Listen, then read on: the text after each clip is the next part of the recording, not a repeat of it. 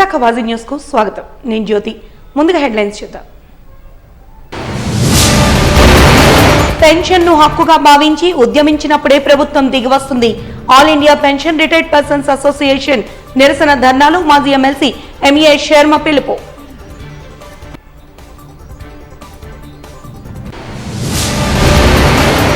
Kidney వ్యాధి నివారణ, robotic సర్జరీపై అవగాహన కల్పించేందుకు బైక్ రైడ్. 15 మంది బైకర్లు బైక్ రైడ్ చేసుకుంటూ విశాఖకు చేరిన వైనం.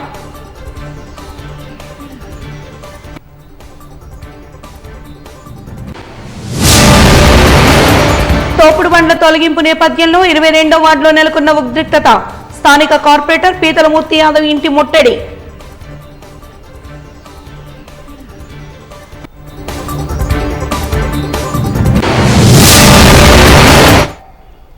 ఇక వివరాలకు వెళ్తే, పెన్షన్ తమ హక్కని భావించి ఆ దిశగా ఉద్యమించినప్పుడే ప్రభుత్వం దిగివస్తుందని మాజీ ఎమ్మెల్సీ ఎంఏ శర్మ అన్నారు. All India pensioners retired persons association జిల్లా కమిటీ ఆధ్వర్యంలో రిటైర్డ్ ఉద్యోగులు నగరంలోని జీవీఎంసీ గాంధీ విగ్రహం వద్ద ధర్నా చేపట్టారు.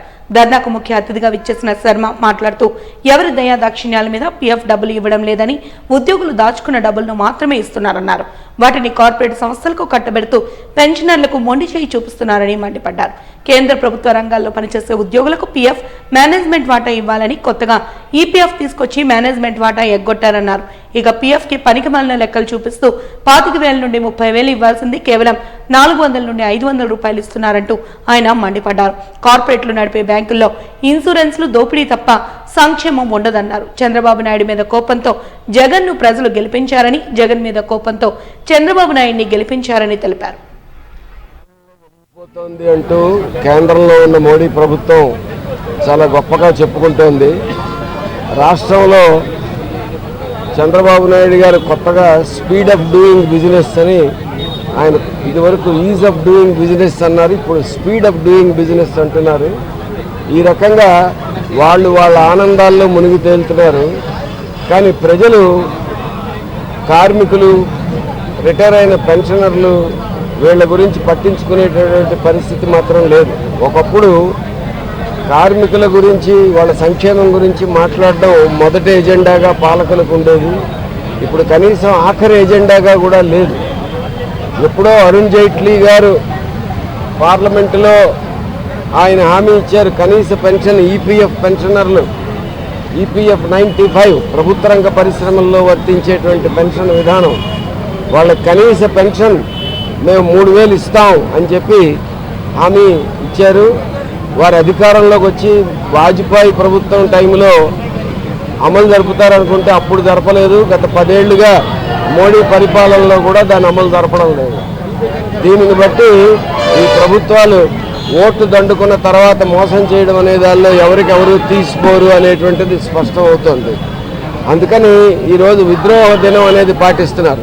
నెలకి ఒక ప్రభుత్వ రంగ సంస్థలో పనిచేసిన ఒక ఉద్యోగి రిటైర్ అయిన తర్వాత పెన్షన్ కింద 400, 300, 500 అందుకునే పరిస్థితి ఉందంటే అది ఆ పరిశ్రమకి, ప్రభుత్వానికి సిగ్గుచేటు. కనీసం మామూలుగా ఇచ్చే సామాజిక పెన్షన్ల కంటే కూడా తక్కువ వచ్చే పరిస్థితి, దౌర్భాగ్యం ఉంది. దీన్ని వెంటనే పట్టించుకోకపోతే ఈ ప్రభుత్వాలు మట్టి కరవక తప్పనిసరి పరిస్థితి త్వరలో వస్తుందని హెచ్చరిస్తూ ఈరోజు విద్రోహ దినం పాటిస్తున్నాం. పెన్షనర్లు అందరం ఈ విద్రోహ దినాన్ని జయప్రదం చేయడానికి విశాఖ నగరంలో ఉన్న ప్రభుత్వ రంగ పరిశ్రమల నాయకులు అందరూ వచ్చారు, పెన్షనర్లు అందరూ వచ్చారు. వారందరికీ అభినందనలు, ధన్యవాదాలు తెలియజేస్తారు. రాష్ట్ర ప్రధాన బడ్జెట్లో ఎస్సీ సబ్ప్లాన్ నిధుల అంచనాలు మార్చాలని, ఎస్సీ సబ్ప్లాన్ బడ్జెట్లో కేటాయింపులు పెంచాలని విరసం ఐక్యవేదిక ఏపీ స్టేట్ కౌన్సిల్ అధ్యక్షులు బూసి వెంకటరమణ డిమాండ్ చేశారు. ఈ మేరకు రమాటాకీస్ అంబేద్కర్ భవన్లో నిర్వహించిన విలేకరుల సమావేశంలో ఆయన మాట్లాడుతూ ఏపీ బడ్జెట్ అంచనాలను సవరించాలని కోరారు. ఎస్సీ కార్పొరేషన్ రుణాల బడ్జెట్ 341 కోట్ల నుండి 1000 కోట్లకు పెంచాలని కోరారు. 2014-19 మధ్య ఉన్న అన్ని ఎస్సీ సంక్షేమ పథకాలను పునరుద్ధరణకు బడ్జెట్ కేటాయింపులు చేయాలని తెలిపారు.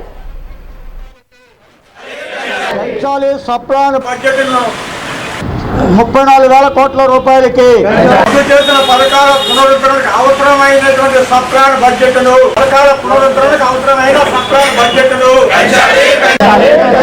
పెంచాలి. ట్రూ ఆఫ్ ఛార్జీలు రద్దుకు అనుగుణంగా విద్యుత్ బడ్జెట్ను కేటాయించాలి. నిత్యావసర వస్తువుల ధరల నియంత్రణకు 4,000 కోట్ల రూపాయలు.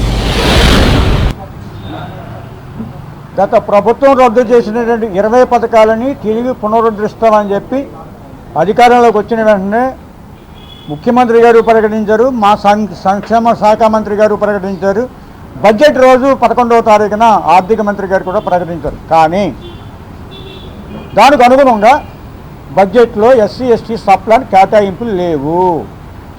అంతేకాదు మొత్తంగా ప్రకటించినటువంటి 2,92,000 కోట్ల రూపాయలు ఎస్టీలకు రావాల్సినటువంటి వాటా సుమారు 30,000 కోట్ల రూపాయలు.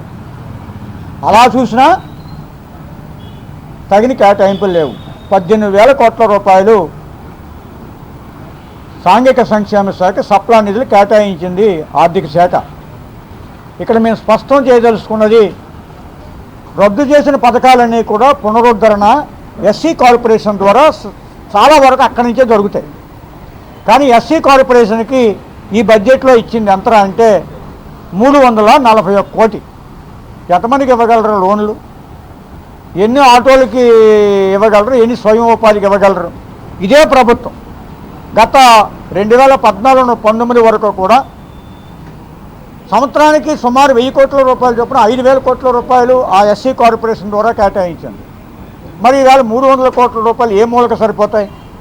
చాలవు. అలాగే సాంఘిక సంక్షేమ భవనాలు శిథిలమైపోయి ఉన్నాయి. వాటిలో కొత్త భవనాలు కట్టాలి, పిల్లలకు మౌలిక సదుపాయాలు కల్పించాలి, మెస్ ఛార్జీలు పెంచాలి. ఉచిత విద్యుత్తు 200 యూనిట్ల నుంచి 300 యూనిట్లు పెంచాలి. ఎంఎస్ఎంఈ సబ్సిడీ 50% పెంచాలి. అలాగే ప్రధానమంత్రి ఆవాస్ యోజన ఇళ్ల పథకంలో ఇచ్చేటువంటి సబ్సిడీ 1,80,000 నుంచి 3 లక్షలు పెంచాలి. భూమి కొనుగోలు కోసం ప్రత్యేక నిధులు కేటాయించాలి. పీజీల ఫీజు రియంబర్స్మెంట్కి డబ్బులు కావాలి. చంద్రన పెళ్లి కానుకకి డబ్బులు కావాలి. ఈ పథకాలన్నిటికీ డబ్బులు కావాలి అంటే మరొక 15,000 కోట్ల రూపాయలు ఉంటే తప్ప సప్లా నుంచి చనిపోయినటువంటి పథకాలని పునరుద్ధరించలేమని చెప్పి విదసం ఐక్యవేదిక ఆర్థిక నిపుణులు లెక్కలేసి చెప్పారు. దానికి అనుగుణంగా ఈవేళ మేము డిమాండ్ చేసే ప్రభుత్వాన్ని ఎస్సీ సప్లాను 18,000 కోట్ల రూపాయల నుంచి 34,228 కోట్లకి పెంచాలని అడుగుతున్నాం. ఇక రెండవది ప్రధానమైంది, ప్రజలందరినీ గుండు గుబిల్లో ఉన్నటువంటి ఏంటంటే ట్రూ ఆఫ్ ఛార్జీలు. విద్యుత్ ట్రూ ఆఫ్ ఛార్జీలకు సంబంధించి 2022-23కి 6,000 కోట్లు, 23-24కి 11,000 కోట్లు, 17,000 కోట్ల రూపాయలు ప్రజల మీద ఆర్థిక భారం మోపుతా ఉంది ప్రభుత్వం. ఈ భారాన్ని ప్రజలు మోయడానికి సిద్ధంగా లేరు. విద్యుత్కి మీరు బడ్జెట్ పెంచాలి. గత సంవత్సరం విద్యుత్ శాఖకి ఖర్చు పెట్టింది 14,000 కోట్ల రూపాయలు. ఈ సంవత్సరం మీరు ఇచ్చిందంతా 8,115 కోట్లు. విశాఖలో రౌండ్ టేబుల్ ఇండియా వారోత్సవాలు ఘనంగా నిర్వహించినట్లు Waltair round table 92 chairman Chinnam Chaitanya తెలిపారు. విశాఖలో ఓ ప్రైవేటు హోటల్లో శనివారం నిర్వహించిన మీడియా సమావేశంలో Waltair round table 92 vice chairman DS Raju, area secretary K Mohit, Vizag Vikings round table 213 chairman Ravi Singhal, secretary Burugupalli Sridhar తదితరులతో కలిసి ఆయన మాట్లాడారు. విద్య ద్వారా స్వేచ్ఛ అనే నినాదంతో రౌండ్ టేబుల్ ఇండియా శిథిలావస్థకు చేరిన మారుమూల ప్రదేశాల్లో నివసిస్తున్న నిరుపేదలకు అవసరమైన పాఠశాలలను, అత్యాధునిక మౌలిక సదుపాయాలను నిర్మించడమే లక్ష్యంగా పనిచేస్తోందన్నారు. 18 నుంచి 40 సంవత్సరాల మధ్య వయసు గల యువకుల స్వచ్ఛందంగా నాయకత్వం వహించే రౌండ్ టేబుల్ సంస్థ పేద విద్యార్థుల జీవితాలను మెరుగుపరచడానికి మానవత్వంతో నిధులు సేకరించి అవసరమైన సదుపాయాలు కల్పిస్తామని తెలిపారు. India was actually formed in 1957. So it was formed on the 14th of November. So 14th of November entire week anta celebrations type lo we do one CSA activity every day and for the entire week. So that is what we've done over the past week. And regarding that, our chairman Chaitanya will be telling you in some time what we've done in the past week. So I would like to talk about Roundtable India in general. So basically the biggest service that Roundtable India does, so there's an initiative that we started, Roundtable India has started 26 years ago. It is called Freedom to Education. So through Freedom to Education, as of now, we've built around more than 9,700 classrooms. And today, and if you talk in today's terms, we build more than one classroom every day. That is more than 365 classrooms per day. మా table పేరు Walter round table 92. Actually Andhra Telangana కలిపి మొత్తం 24 tables ఉన్నాయి. ఆంధ్రాలో వైజాగ్లో 8 tables ఉన్నాయి. So ఆ round table India అనేది ఒక జీరో హెడ్ ఆర్గనైజేషన్ అండి, zero over head organisation. So మా రౌండ్ టేబుల్ ఇండియా అన్నది 14వ తారీఖున ప్రారంభమైంది. సో దాని గుర్తుగా మేము ఎవ్రీ ఇయర్ ఆర్టీఐ వీక్ అని చేస్తాం. ఆర్టీఐ వీక్లో ఆ వారం రోజులు మేము ఏం చేస్తాం అన్నది 11వ తారీఖు నుంచి ఈ సంవత్సరం 11 నుంచి 16 వరకు చేసాము. ఆ 11వ తారీఖు మేము రెల్లి వీధి గవర్నమెంట్ స్కూల్లో పిల్లలకి స్నాక్స్ డిస్ట్రిబ్యూషన్ అవి చేసాము. వాళ్ళు డ్రాయింగ్ కాంపిటీషన్ పెట్టాము. దాని తర్వాత వాళ్ళకి good touch bad touch awareness అని వాళ్ళకి ఎక్స్ప్లెయిన్ చేసాము. 12వ తారీఖు మొత్తం 180 కళ్ళద్దాలు డొనేట్ చేసామండి for underprivileged kids free of కాస్ట్తో. 280 కిడ్స్కి వీ గేవ్ ఒక మంచి ఫంక్షన్ లాగా చేసాం అక్కడ, where we did one art competition plus. చట్ట వ్యతిరేక చర్యలకు పాల్పడుతున్న ఎంజీఎం 7 Hills హాస్పిటల్ యాజమాన్యంపై చర్యలు చేపట్టాలని డిమాండ్ చేస్తూ 24 గంటల ధర్నా వంట వార్పు కార్యక్రమాన్ని నిర్వహించారు. జీవీఎంసీ గాంధీ విగ్రహం వద్ద నిర్వహించిన ఈ కార్యక్రమంలో భాగంగా విశాఖ జిల్లా hospitals nursing and home workers association general secretary Y Raju మాట్లాడుతూ హాస్పిటల్ ఆర్థిక సంక్షోభంలో ఉండడంతో కార్మికులను తొలగిస్తున్నామని చెప్పడం హాస్యాస్పదమన్నారు. చట్ట విరుద్ధంగా నిర్బంధంలో ఉంచి కార్మికులచే నోటీసుల మీద సంతకాలు చేయించడం దారుణమన్నారు. కొత్త కాంట్రాక్ట్ కార్మికులను ఉద్యోగాల్లో పెట్టుకోవడం తీవ్రంగా ఖండిస్తున్నామన్నారు. హఠాత్తుగా కార్మికులను తొలగిస్తే వారి కుటుంబాలు వీధిన పడతాయని తెలిపారు. 15 రోజుల బకాయి జీతాలు పెనాల్టీతో సహా చెల్లించాలని డిమాండ్ చేశారు.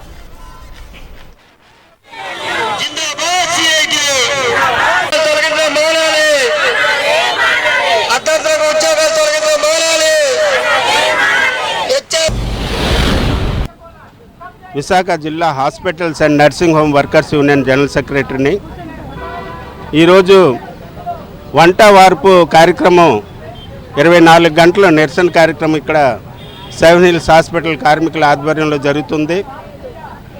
ఈ నెల 8వ తేదీన కార్మికులు యాజమాన్య యొక్క చర్యలు నిరసిస్తూ హఠాత్తుగా మెరుపు సమ్మె కూడా చేయడం జరిగింది.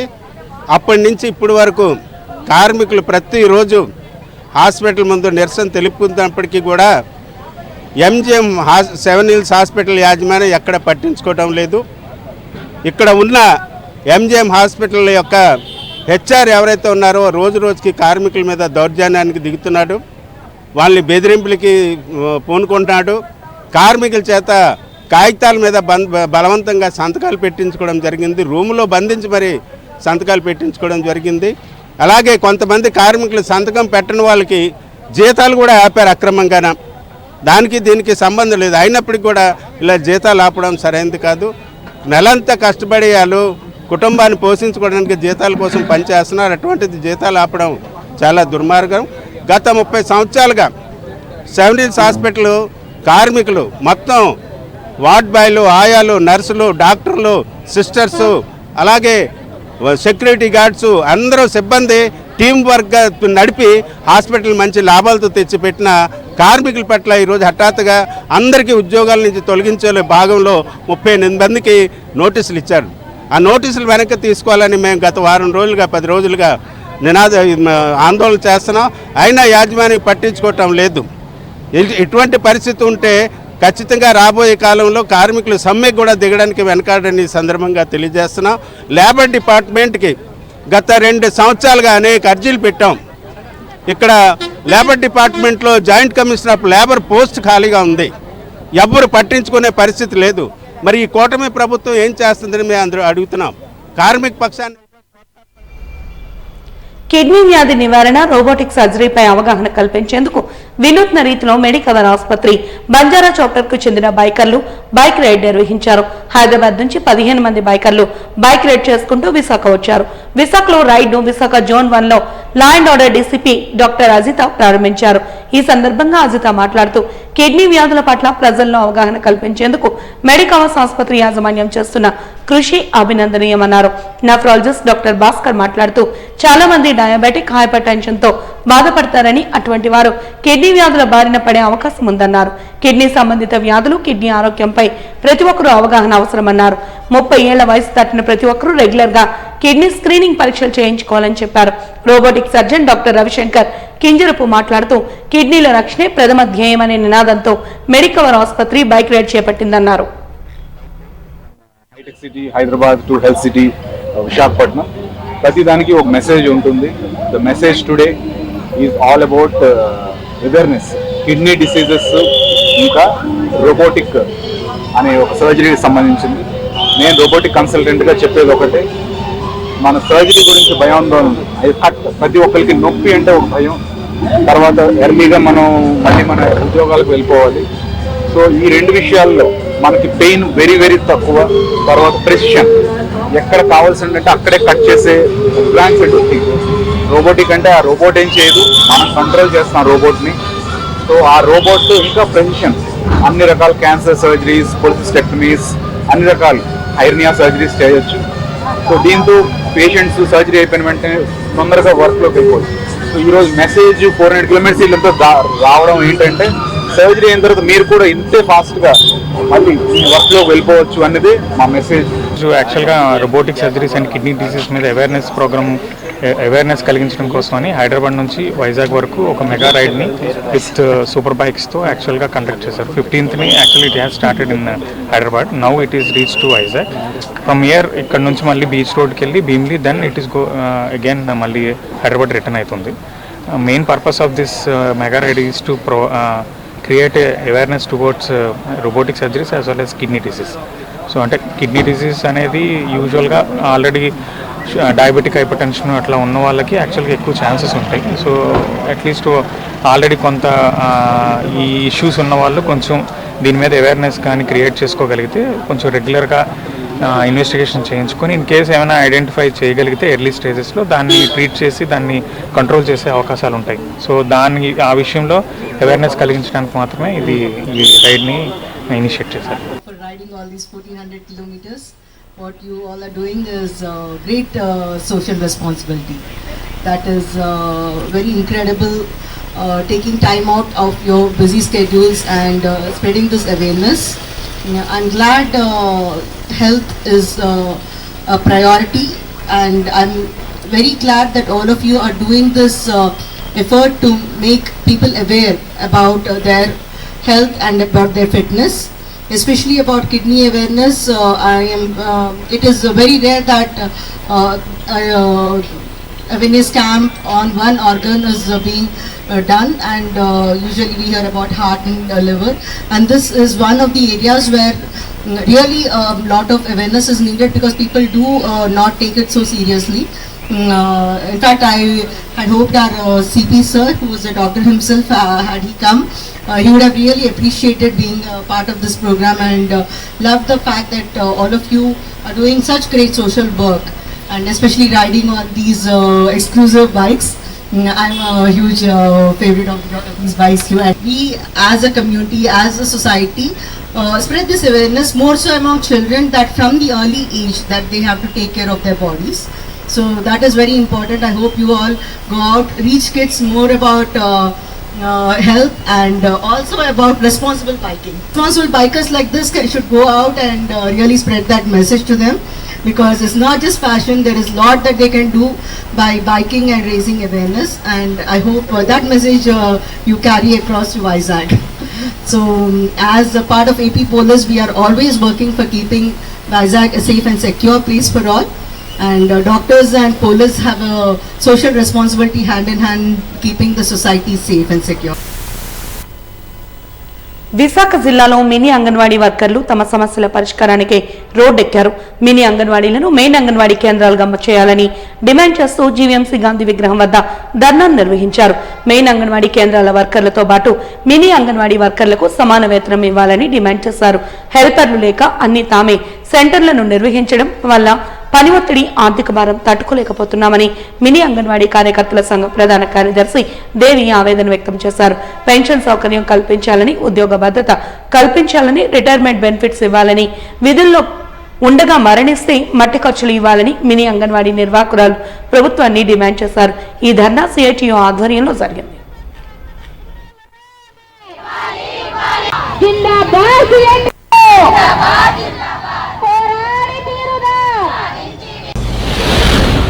జిల్లా ప్రధాన కార్యదర్శి ఈరోజు 16వ తారీఖు మాకు ఈరోజు ముఖ్యమైన డిమాండ్ ఏంటంటే మినీ వర్కర్స్ మెయిన్ వర్కర్స్గా చేయమని. గత ప్రభుత్వం చాలా హామీలు ఇచ్చింది. 42 రోజులు మేము సమ్మె చేశాము. గత సంవత్సరం 2023 12వ నెల 12వ తారీఖు మేము స్టార్ట్ చేశాము. ఇది ఇంతవరకు ఈ ప్రభుత్వం వచ్చిన తర్వాత 6 నెలలు అవుతుంది. ఇంతవరకు కూడా మా గురించి అతి లేదు, గతి లేదు, ఏమీ లేదు. మా గురించి పట్టించుకోలేదు, మాట్లాడలేదు. అలాగే కనీస వేతనం అడిగాము. కనీస వేతనం గత ప్రభుత్వం జూలైలో ప్రకటిస్తామని చెప్పారు. ఆ ప్రభుత్వం లేదు. ఈ ప్రభుత్వం గెలిపించుకున్నాం. కానీ ఈ ప్రభుత్వం కూడా మాకు మొండి చెయ్య చూపిస్తుంది. ఈ ప్రభుత్వం నుంచి కూడా మాకు సహాయం అంటే జరగలేదండి. అలాగే మెయిన్ ఏంటంటే మినీ వర్కుల్ని చాలా అంటే ఆయా పని వాళ్ళే, టీచర్ పని వాళ్ళే చేసుకుంటూ 2 వర్కులు చేసుకుంటూ, అలాగే పోస్టర్ ట్రాకర్, బాల సంజీవని యాప్ అని చేసుకుంటూ అన్ని రకాల యాప్లు మాతో పాటు మెయిన్ వర్కర్స్తో పాటు మినీ వర్క్ సమాన పని చేస్తున్నారు. కానీ వాళ్ళకి మాత్రం జీతం 7,000 రూపాయలు మాత్రమే. హాయాకి వచ్చిన జీతం మాత్రమే వాళ్ళకి వస్తుంది. అందుకని మన రాష్ట్రం మొత్తం మీద 8,000 చిల్లర ఉన్నారు. వాళ్ళకందరికీ కూడా మెయిన్ సెంటర్గా చేయాలని మా ముఖ్య డిమాండ్. అలాగే 26వ తారీఖున కూడా మేము కలెక్టరేట్ దగ్గరికి మేము ధర్నా కూడా వెళ్ళదలుచుకున్నాం ఈ పని మీదే. అలాగే 12వ తారీఖు 12వ నెలలోని మాకు 42 సమ్మె ప్రారంభించిన తేదీ కాబట్టి ప్రతి ప్రాజెక్ట్ లెవెల్లో కూడా మనం చెప్పారు. జీవోలు రాలేదు. 20,000 మట్టి ఖర్చులు జీవో అని చెప్పారు, అది కూడా రాలేదు. 62 సంవత్సరాలు జీవో అన్నారు, అదైతే వచ్చింది కానీ అది ఇంకా ఇంప్లిమెంటేషన్ అయితే జరగలేదు. అలాగే కనీస వేతనం మేమేం గొంతం కోరలే, మా పనికి తగ్గ పనికి వేతనం ఇవ్వండి అని అడుగుతున్నాం. కనీస వేతనం అడుగుతున్నాము. ఇప్పుడు మామూలు సామాన్య మా జీతం 11,500. ఆ 11,500 సిబి ఈవెంట్లు చేయమంటున్నారు. దానికి ఒక 300 అయిపోతుంది. మేము ఇంటికి పట్టుకెళ్ళింది మాత్రం 5,000 6,000 పట్టుకెళ్తున్నాం. అంటే ఎంత దారుణంగా ఉందో చూడండి ఒకసారి. ఈ ప్రభుత్వం కూడా దయచేసి మిమ్మల్ని కావాలని మేము గెలిపించుకున్నాం కాబట్టి దయచేసి మా సైడ్ కూడా అంగన్వాడీలు కూడా చాలా ఇబ్బంది పడుతున్నారు. మేము ఉంటేనే మీరు ఈరోజు ఉన్నారని గుర్తుపెట్టుకోవాలి. గత ప్రభుత్వం మాకు అన్యాయం చేసింది కాబట్టి ఆ ప్రభుత్వం మేము దించగలిగాము. న్యాయ దిగ్గజం పద్మనాభరెడ్డి సంస్మరణ సభను ఇండియన్ అసోసియేషన్ ఆఫ్ లాయర్స్ ఆధ్వర్యంలో లైబ్రరీ హాల్లో నిర్వహించారు. ఈ కార్యక్రమానికి ముఖ్య అతిథిగా ఆంధ్రప్రదేశ్ హైకోర్టు న్యాయమూర్తి రవి చీమలపాటి, గౌరవ అతిథిగా జిల్లా న్యాయమూర్తి ఆలపాటి గిరిధర్ హాజరయ్యారు. ఈ సందర్భంగా ప్రసంగ ఉపన్యాసంలో భాగంగా ముఖ్య అతిథి ఆంధ్రప్రదేశ్ హైకోర్టు జడ్జి రవి చీమలపాటి మాట్లాడుతూ నైతిక విలువలను తూచా తప్పకుండా పాటిస్తూ సమయపాలన, నిబద్ధతతో వ్యవహరించే అత్యంత ఉన్నతమైన వ్యక్తిత్వం గల వ్యక్తి పద్మనాభరెడ్డి అని కొనియాడారు.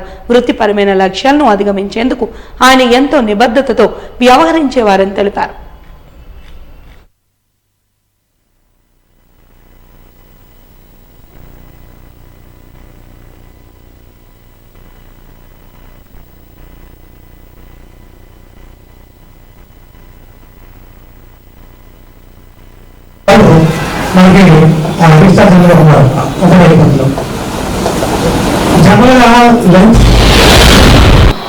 I got an occasion to meet Padmanabh Garu at the instance of D.V. Subbarao and my father.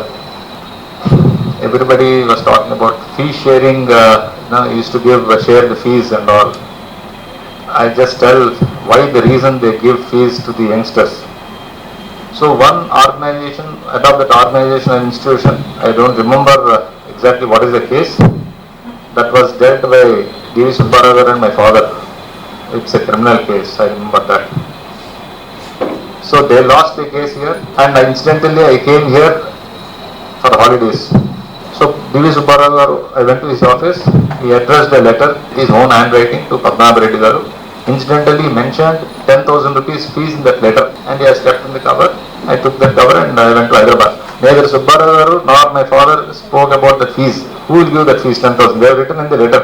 that they have to collect it from the client or whatever they have forgotten, and I could not venture in asking them about that fees.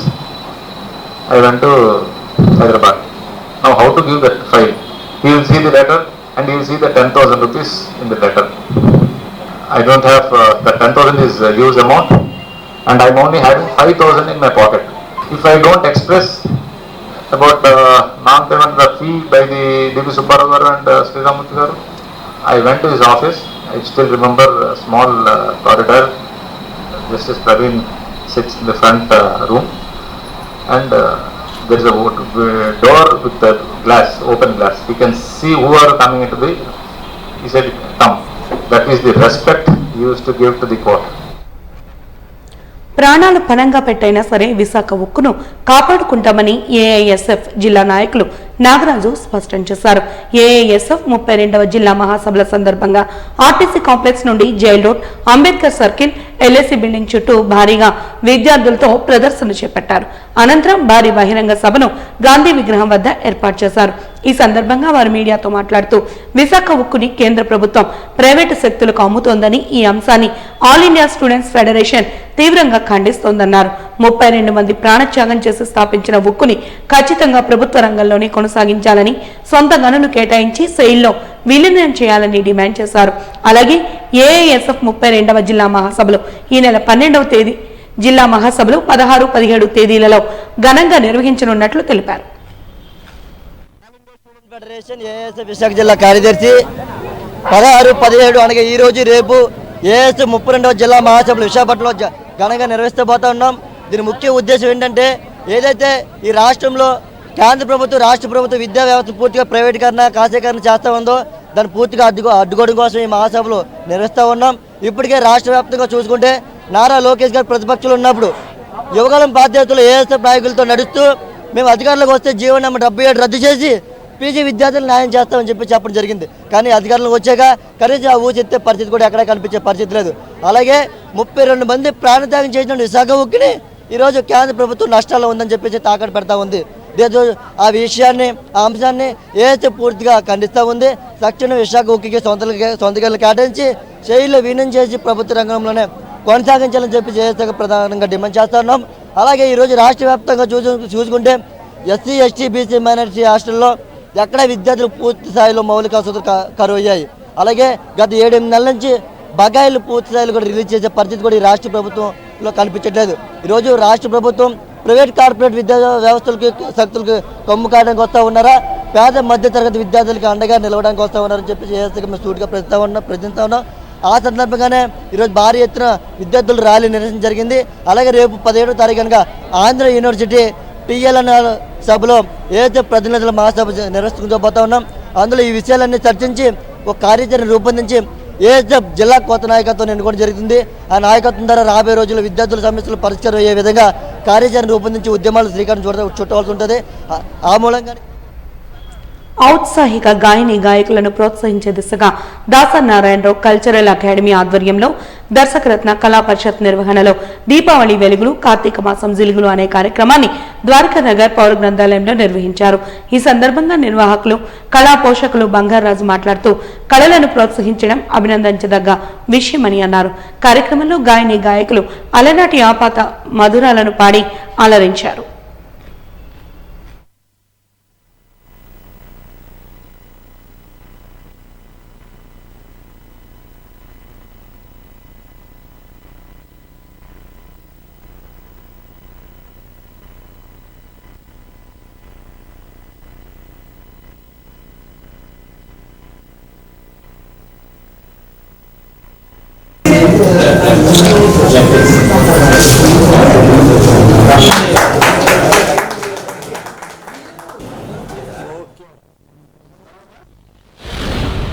Karthika మాసం జిలుగులు అనే పేరుతో ఒక అద్భుతమైన కార్యక్రమాన్ని విశాఖపట్నం పౌర గ్రంథాలయంలో AC ఆడిటోరియంలో ఏర్పాటు చేశాం. అయితే ఈ యొక్క వెలుగులు జిలుగులు ఎందుకనంటే ఇది సర్వమత సమాన కార్యక్రమం. ఇది ఏ కులానికి కానీ ఏ మతానికి కానీ సంబంధించింది కాదు. అందరూ రావాలి, వాళ్ళలో ఉన్న ప్రతిభను 10 మందికి పంచాలనే ఉద్దేశంతో చేసినటువంటి అద్భుతమైన కార్యక్రమం అని తెలియజేసుకుంటూ అందరూ వచ్చారు, మంచిగా పాడారు, మంచి పాటలు ఎంచుకున్నారు. విశాఖలోని అనేక మంది అనేక పాటలు పాడుతారు, రకరకాల పాటలు అనేవి పాడుతారు. జీవీఎంసీ పరిధి 22వ వార్డులో శనివారం ఉదయం తోపుడు బండ్లు బడ్డీల తొలగింపు తీవ్ర ఉద్రిక్తతకు దారితీసింది. వార్డులో చిరు వ్యాపారాలు చేయడానికి వీలు లేకుండా స్థానిక కార్పొరేటర్ పీతలమూర్తి యాదవ్ హైకోర్టులో కేసు వేసిన విషయం తెలిసిందే. ఆయన వేసిన కేసు మేరకు రోడ్డు ఆక్రమణను తొలగించాలని హైకోర్టు ఆదేశించింది. ఈ నేపథ్యంలో కార్పొరేటర్ డైరెక్షన్ లో జీవీఎంసీ టౌన్ ప్లాన్ సిబ్బంది శనివారం తెల్లవారుజామునే చర్యలకు ఉపక్రమించారు. దాదాపు 400 మంది జీవీఎంసీ సిబ్బంది పోలీసులు శివాజీపాలెంకి చేరుకున్నారు. పెద్ద క్రేనులు, లారీలు, జేసీబీలతో వార్డులో పహారా కాశారు. స్థానికులకు ఏం జరుగుతుందో తెలిసేలోపు చిరు వ్యాపారుల బడ్డీలను ఒక్కొక్కటిగా తొలగించి లారీలు పైకి ఎక్కించారు. దీంతో చిరు వర్తకులు బడ్డీల దగ్గరకు చేరుకుని జీవీఎంసీ సిబ్బందితో వాదనకు దిగారు. హైకోర్టు తొలగించాలని ఆదేశాలు ఇవ్వగా తాము బడ్డీలు తొలగిస్తున్నామని వారికి జీవీఎంసీ అధికారులు సర్ది చెప్పారు. తమకు ఇదే బ్రతుకు తెరువని, బడ్డీలు తొలగిస్తే తమ కుటుంబాలు రోడ్డున పడతాయని అధికారుల కాళ్ల వేళ్ల పడినా ఫలితం లేకుండా పోయింది.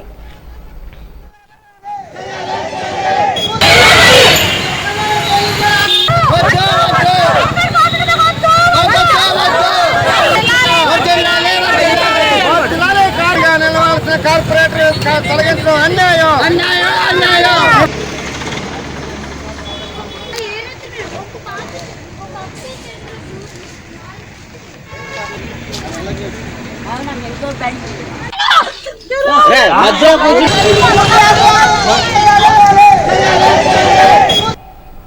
వాజీ న్యూస్ ముగించే పెన్షన్ ని తమ హక్కుగా భావించి ఉద్యమించినప్పుడే ప్రభుత్వం దిగివస్తుంది. All India pension retired person association నిరసన ధర్నాలో ఎంఏఎస్ శర్మ పిలుపు.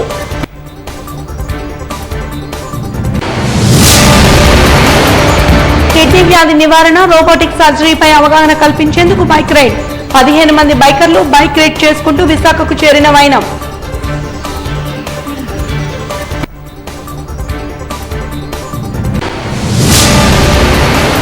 తోపుడు బండ్ల తొలగింపు నేపథ్యంలో 22వ వార్డులో నెలకొన్న ఉద్రిక్తత. స్థానిక కార్పొరేటర్ పీతలమూర్తి యాదవ్ ఇంటి ముట్టడి.